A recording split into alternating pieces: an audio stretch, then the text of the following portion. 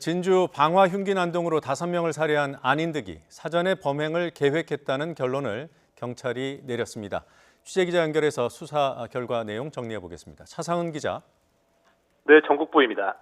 5명이 숨지고 또 16명이 다친 큰 사건이었습니다. 경찰이 계획 범죄라고 결론을 내린 판단 근거는 뭡니까? 네, 안인득의 방화 살인 혐의를 수사한 경찰은 이번 사건이 사전에 계획된 범죄라는 결론을 내리고 조금 전에 안인득을 검찰에 송치했습니다. 진주경찰서는 오늘 오전에 최종 수사 브리핑을 열고 계획 범죄라는 결론을 내린 이유를 설명했습니다. 안인득이 방화와 살인을 저지르기에 앞서 사전에 준비한 점이 중요한 단서로 꼽혔습니다. 범행 한 달 전에는 진주의 한 전통시장에서 범행 당시에 사용한 흉기 2자루를 샀습니다. 범행 당일에는 방화에 쓸 휘발유를 구입한 사실도 경찰이 확인했습니다.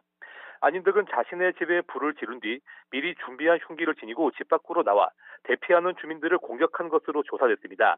이런 모습들을 종합할 때 우발적 충동적으로 저지른 일이 아니라 사전에 계획한 행동으로 판단된다고 경찰은 설명했습니다.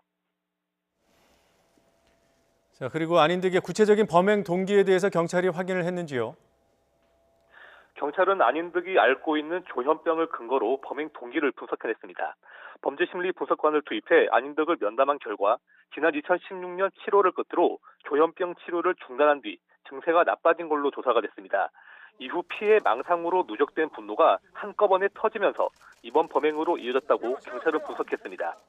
안인득은 병원에서 자신을 담당하는 의사가 바뀌었다는 이유로 치료를 중단한 사실도 경찰 조사에서 확인됐습니다. 약을 먹으면 몸이 아파서 그랬다는 이유를 댔는데 가족들에게 치료를 중단한 사실을 알리지 않아서 범행 때까지 병을 내버려둔 상황인 것으로 조사됐습니다. 안인득은 조금 전 검찰에 넘겨지면서 범행을 후회한다며 처벌받겠다는 말도 남겼습니다. 하지만 조현병 치료를 중단한 이유를 묻는 말에는 자신의 피해를 조사해달라며 횡설수설하는 모습을 보이기도 했습니다. 안인득의 구체적인 정신 감정은 시간이 오래 걸릴 것으로 보여서 사건을 넘겨받은 검찰이 맡기로 했습니다. 지금까지 전국부에서 YTN 최상은입니다.